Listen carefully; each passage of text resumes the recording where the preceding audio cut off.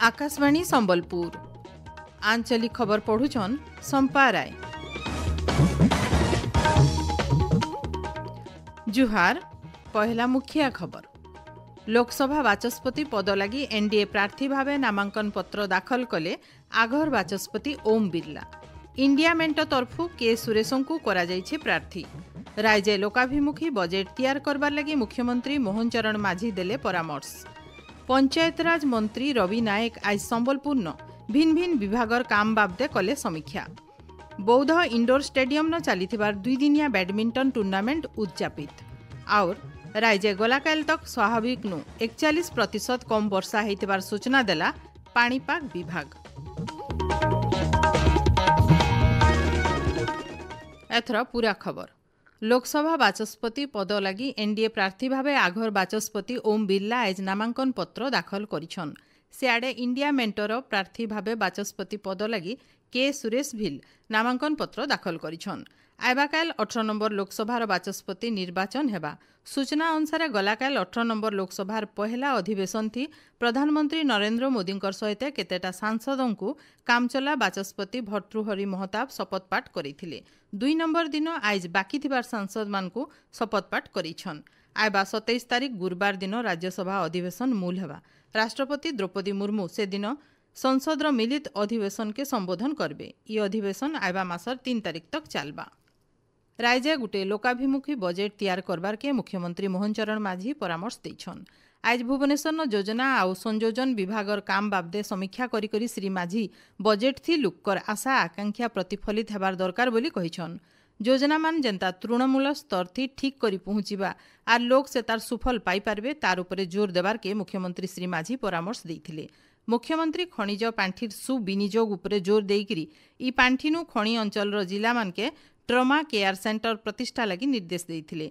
दलर संकल्प अनुसार उत्तर ओडिशा उन्नयन परिषद और दक्षिण ओडिशा उन्नयन परिषद गठन लगी टास्क फोर्स तैयार करी प्रस्ताव देवार के योजना और संयोजन विभाग के मुख्यमंत्री निर्देश देइथिले। सहर इलाकार लोक मानकु उन्नत मानर सेवा जुगेई देबार लगी अधिकारी माने टीम वर्क करबार के राज्य गृह निर्माण और नगर उन्नयन मंत्री डाक्टर कृष्णचंद्र महापात्र परामर्श दैछन। आज भुवनेश्वर लोकसेवा भवन कन्वेंशन हॉल थी सहर इलाकार प्रशासन प्राथमिकता बाबदे पौर अधिकारी मानकर दिनकिया प्रशिक्षण कार्यक्रम थी मुख्य अतिथि भावे जोग देइकरी मंत्री श्री महापात्र पौर संस्था मानके व्यापक परिमाण थी गछ लगावार सहित रास्ता घाट सफा सुतरा रखबार उपरे जोर देइथिले। सेंता सहर इलाकानो खास करी हास्पातालनु बाहरुथिबार वर्ज्य वस्तु पानीर उत्स के दूषित करुथिबारनु ई बाबदे पदक्षेप नेबार लगी अधिकारी मानकु निर्देश देइथिले। विभागीय अधिकारी माने ऑफिस थी नाई बसिकरी क्षेत्र गस्त थी जिबार के आउ अति कम रे 3-4 घंटा वार्ड परिदर्शन करबार लगी मंत्री श्री महापात्र निर्देश देइछन। कार्यक्रम थी विभाग दायित्व थी थिबार अतिरिक्त मुख्य शासन सचिव जी माथी भातनन, बीएमसी कमिशनर राजेश प्रभाकर पाटिल, पौर निर्देशक संग्रामजी नायक प्रमुखंकर सहित वरिष्ठ अधिकारी माने जोग देइकरी सेमाने दायित्व थी थिबार कार्यक्रम मानकर बाबदे सूचना देइथिले। पंचायतराज मंत्री रवि नायक संबलपुर ठाने भिन्न भिन्न समस्या बाबदे समीक्षा करिछन। ई अवसरे खास करी स्वास्थ्य शिक्षा चाष विषय समीक्षा करा जायथिला। जिल्लार भिन्न भिन्न थाना इलाकान बढ़ुथबार अपराध के आयत करबार लगी मंत्री श्री नायक आईजी को निर्देश देइथिले। पाइन पाइप बदलाबार लगी सरकार तरफु 100 कोटी टंका दिया जाइथिले भिल काईथि लगी एबतक पाइप नाई बदला जाई बोली मंत्री श्री नायक विभागीय अधिकारी मानकु प्रश्न करथिले। सेंता जंगल विभाग, अबकारी विभाग, जातीय राजपथ, महानगर निगम, शिक्षा, स्वास्थ्य विभागर अधिकारी मानकु ठीक भावे दायित्व तुलाबार लगी मंत्री श्री नायक परामर्श देइथिले। इतार छड़ा मंत्री सबु विभागर अधिकारी मानकु 100 दिन कामर रिपोर्ट कार्ड मागिछन।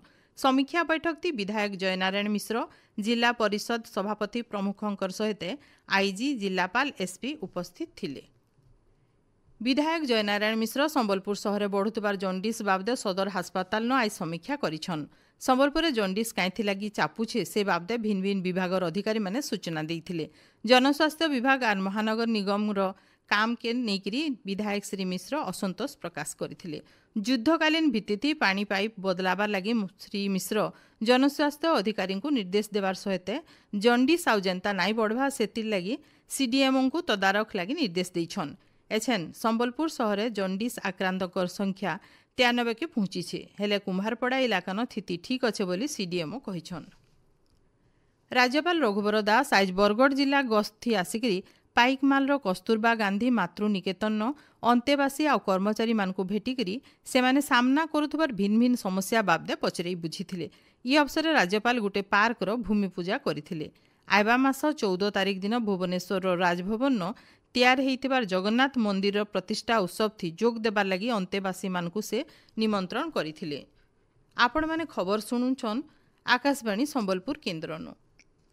माँ के सम्मान देवार आ ओडिशा के गोटे सबुज राज्य थी परिणत करबार लगी उपमुख्यमंत्री श्रीमती प्रभाती परिड़ा आह्वान देछन। भुवनेश्वर न एक पेड़ माँ के नाम अभियान कार्यक्रम रो शुभारंभ करिकरी श्रीमती परिड़ा कहिछन जे ई अभियान के सारा राज्य पहुंचाबार दरकार रहिछे।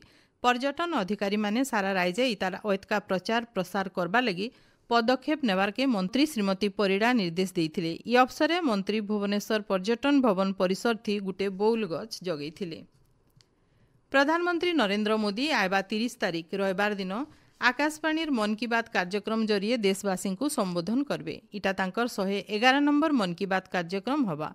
इथिलागी नरेंद्र मोदी आप कि माई गव ओपन फोरम थी प्रधानमंत्री लुकर ठानु आइबा 28 तारिख तक मतामत आह्वान करिछन। इतार छड़ा माहालिया फोन नंबर 1800117800 के डायल करिकरी सेमाने सेमानकर संदेश हिंदी की इंग्राजी थी रेकर्ड करि पारबे। ई कार्यक्रम आकाशवाणी और दूरदर्शन जरिए आर AIR news website news on AIR mobile app थी प्रसारण करा जिबा। एआईआर न्यूज डीडी न्यूज आर पीएमओ ऑफिस रो यूट्यूब चैनल थी भी सुना जाई पारबा। प्रधानमंत्री हिंदी अभिभाषण उतरू आंचलिक भाषा थी इतार प्रसारण करा जिबा। झारसुगुड़ा वीर सुरेंद्र साय विमान बंदर नु भुवनेश्वर कोलकाता और राउरकेला सेक्टर न चलाचल करुथबार एलायंस एयर विमान रो चलाचल करबार लाइसेंस अवधि 6 मास बढ़ा जाइछि। इतार समिया आइबा काल शेष होउथला हेले विधायक टंकधर त्रिपाठींकर हस्तक्षेप लगी ई समिया बढ़ा जाइछि। बौद्धठाने जिला स्तरीय आंतर्जातीय निशा अपव्यवहार और अवैध चालान विरोध दिवस पालित होइछि। ई अवसर सामाजिक सुरक्षा अधिकारी राजेंद्र किसान और जिला सूचना और लोकसंपर्क अधिकारी रतिकांत बलियार सिंह जोग देगिरी युव समाज निशा व्यवहार करिकरी पथभ्रष्ट हेउछन बोली कहिथिले। इतार छड़ा भिन्न भिन्न प्रतियोगिता मान करा जाइथिला। बरगढ़ जिला पदमपुर पाइकमाल रास्ता भगतपुर पाखे आज गोटे सड़क दुर्घटना थी 2 जनकर जीवन जाइथिबार बेले जने गुरुतर आहत होइछन। आहत जन को बुर्ला डाक्तरखाना के अना जाइछि। इन जने दिया जाई पारे जे आज मैदाने पाइकमाल नु पदमपुर आड़े जाउथिबार बेले भारसाम्य हरैकिरी कारटा दुर्घटनाग्रस्त होइथिला। बौद्ध बैडमिंटन एसोसिएशन तरफु बौद्ध इंडोर स्टेडियम ठाने चलीथिबार 2 दिनिया जिला स्तरीय बैडमिंटन टूर्नामेंट उद्यापित हो जाइछि। एसोसिएशन रो सभापति जूलियस सीजर महाकुडुंकर अध्यक्षता होइतिबार जिला आरक्षी अधीक्षक राज प्रसाद मुख्य अतिथि भावे जोग देइकरी खेलाली मानकु तहकाबार सहित पुरस्कार देइथिले। टूर्नामेंट थी 50 जन खेलाली भाग नैथिले।